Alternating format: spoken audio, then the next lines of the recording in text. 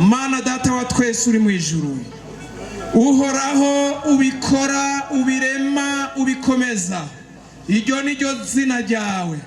Waratwiyumviriye ko nico gituma tumaze iyi minsi dukoraniye muri kino kibanza, kandi byagenze neza.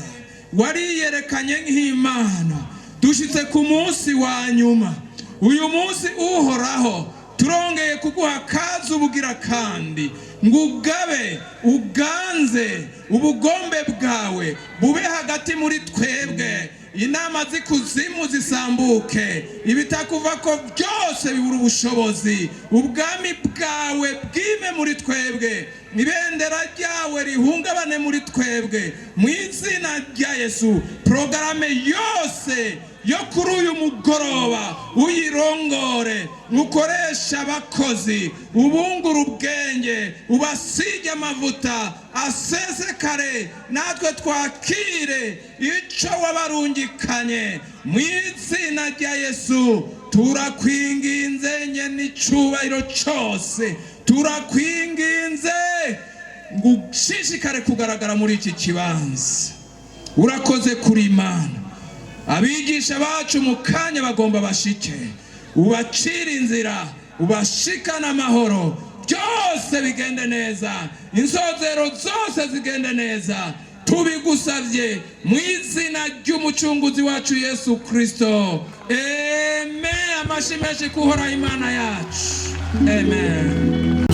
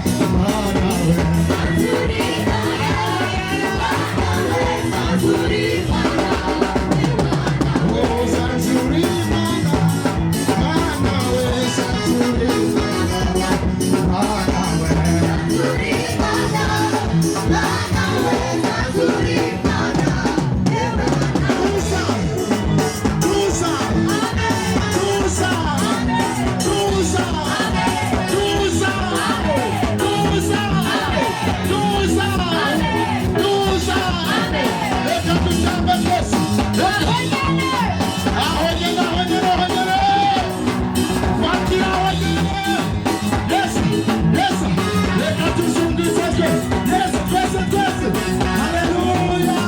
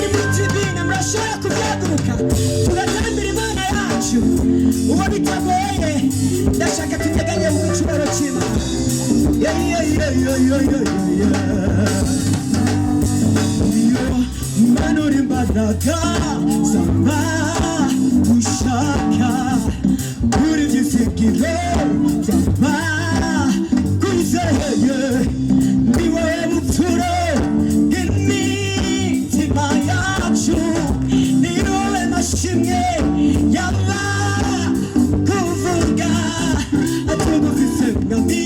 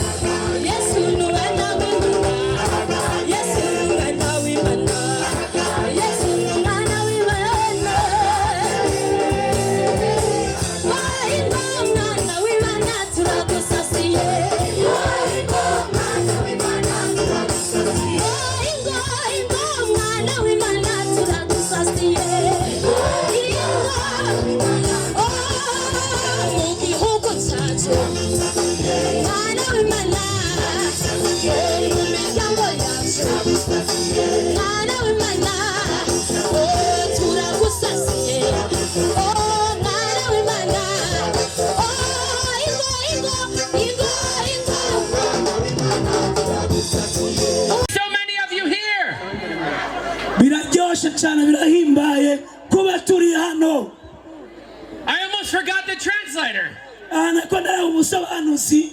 Hallelujah. Amen. We are so excited. This is the fourth night of the crusade. It has been such a great honor to be with you people here in Nugozi. Your hunger for God is amazing and legendary. It has been such an honor for us to come and to minister to you and to see the power of God coming down and healing lives and changing lives and saving people.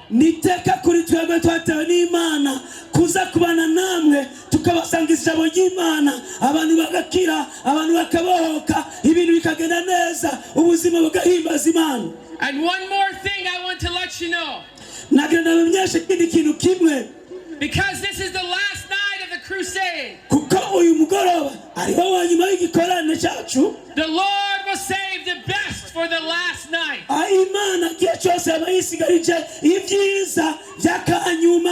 So be ready and excited and ready and happy. God is going to move in amazing ways. So I would like to announce our evangelist.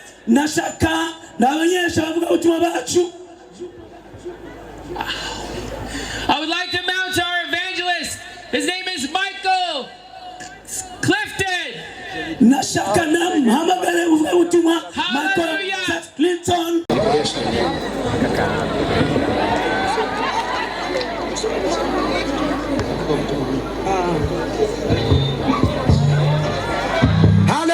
Hallelujah!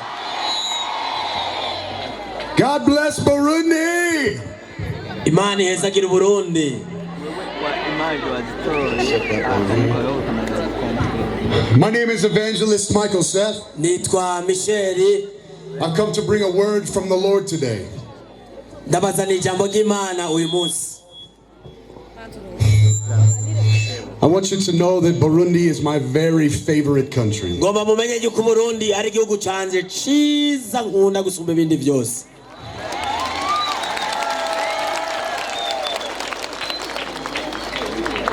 If you could see my heart, you would see that it is in the shape of Burundi now. Iyo bari kubona umutima wanje wari kumenya ko ubucapuye nk'ikarata y'u Burundi ubunyene.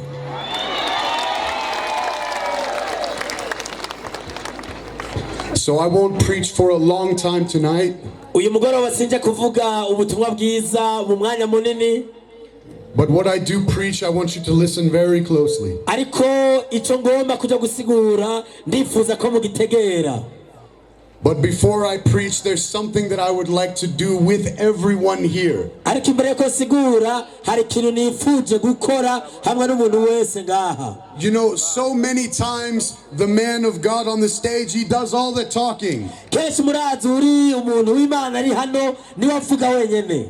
I don't want to do all the talking. Ariko sigomba kuvuga jenyene. I want you to talk with me. Ngomba nawe unganirize. Is that okay? Bega birashoboka?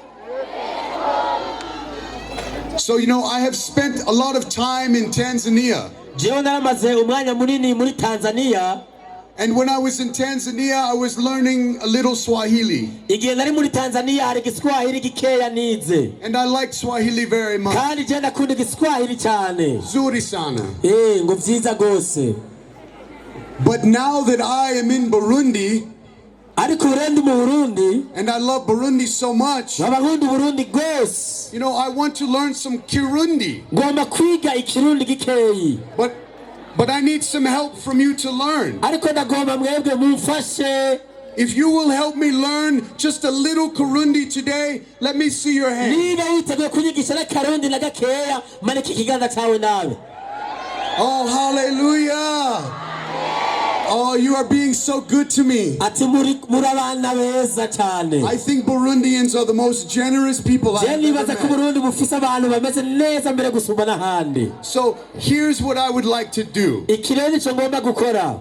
You know, there will come a time at the end of my message hari igihe umwanya uza gushika mu mpera z'ubutumwa bwiza nja kuvuga, when I'm going to give everyone here the option to choose Jesus Christ. aho nja kubaha mwese akanya ko guhitamwo Yesu Kristo. There will be a choice between life and between death, Twava tugira umwanya wo guhitamwo hagati ya Yesu hamwe n'urupfu, between heaven and hell, hagati y'ijuru hamwe n'ukuzimu, between healing and sickness, hagati y'indwara hamwe n'amagara meza, between love and hate, hagati y'urukundo n'urwango, between bitterness and forgiveness, hagati y'amacungu n'umujinya hamwe no kubabarirana, between truth and lies. hagati y'ukuri n'ikinyoma. So there will be a choice to be made at the end of my message. Mu mpera z'ubutumwa nja kuvuga haraja kubaho amahitamwo, Yes Ego. or no to Jesus Christ. canke oya ivyo nja kubwira Yesu. So I want to know when you are answering. Ndagomba kumenya n'igihe uja kuri kurishura. So what I would like to learn from you is how to say yes in Kirundi. Ikintu ngomba yuko nja kwiga ni ingene bavuga ego mu Kirundi. Is this okay? Bega ni sawa? Will you help me? Muraja kumfasha? Oh, thank you so much. Ati ndabashimiye gose. So what I would like to do is on the count of 3, Ico ngomba gukora rero nja guharura rimwe ngeze kuri gatatu. I want you to yell the word for yes to me so I can hear it. Hanyuma muraja kumfasha ninaharura rimwe kabiri gatatu, mejeje guharura muca umuntu wese asemerera ijambo rivuga ego mu Kirundi kandi arivuge gose. And then just to make sure that I am a good listener, Hanyuma nanje ndaje kugerageza ndabe yuko numviriza neza. I am going to say the word for yes back to you. Ndaja nanje gusubiramo rya jambo mwambwira ndaribasubize. Does that make sense? Mbega biratahuritse yemwe? Okay, so I'll count to 3 and then everyone shout the word for yes. Ndaja guharura rimwe kabiri gatatu, mejeje mwese muca musemerera rya jambo rivuga ngo ego mu Kirundi. Are you ready? Muriteguye? Are you ready? Muriteguye? 1, Rimwe 2, kabiri 3. gatatu. Hallelujah. count to 3 and I will shout the word back to you. ubu rero namwe ngomba muharure rimwe kabiri gatatu mukuje gatatu atasubiramo rya jambo mwamubwira twagi Ego!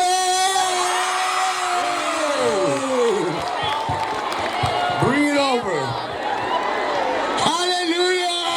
haleluya Murakoze cyane! niko yakimenye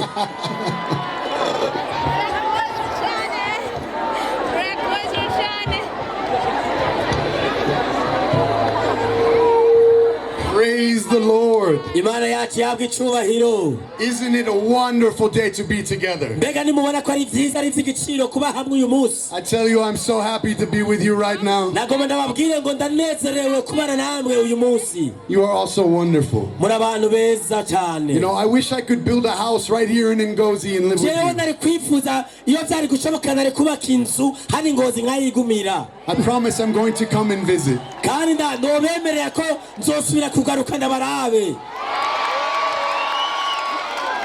I love you so much. ndabakunda gose So I want to begin to share a word from the Lord. ngomba gutangura gusangira namwe ijambo ry'Imana. I'm going to share before I begin from Psalms 51 verse 10 through 12. imbere yuko ntangura ndaja gusangira amajambo ari muri Zaburi 51. I'm going to be preaching on this tonight. niyo majambo nja kuvuga ko uyu mugoroba. If you have your Bible, you can turn there.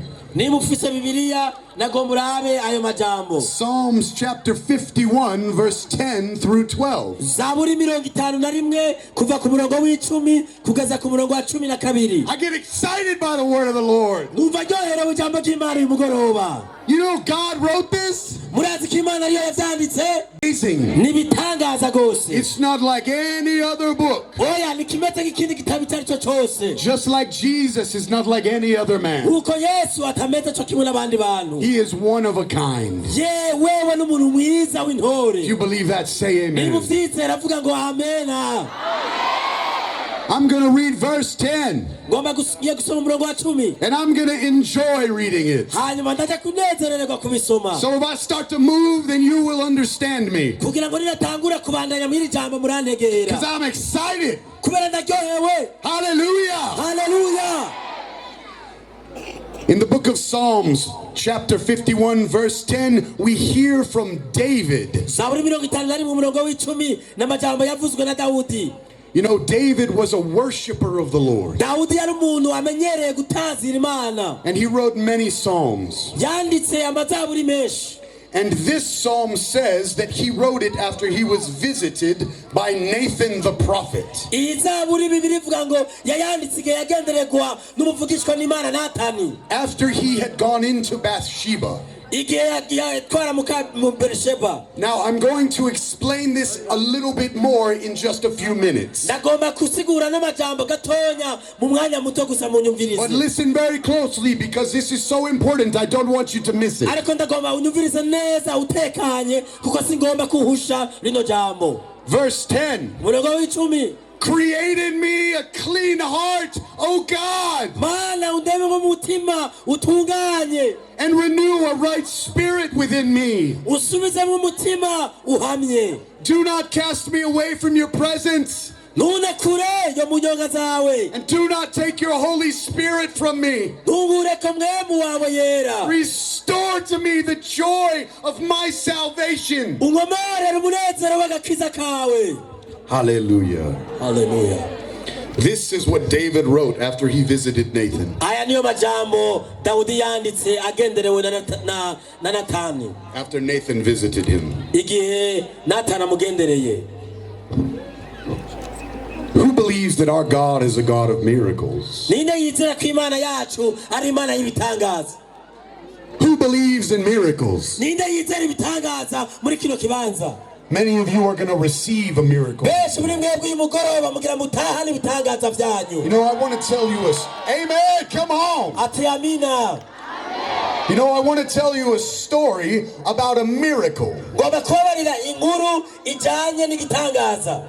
there was a little girl in a church. hari umwana muto w'umukobwa mu ishengero. And the man of God was preaching, but then he was praying for the sick. umunsi umwe umukozi w'Imana ariko aravuga ubutumwa asengera abagwaye. And this little girl's mother brought her up to the man of God. hanyuma kakana gatonya k'agakobwa nyina wiwe arakazana imbere ku gicaniro. And when this girl was only 3 years old, she had a stroke.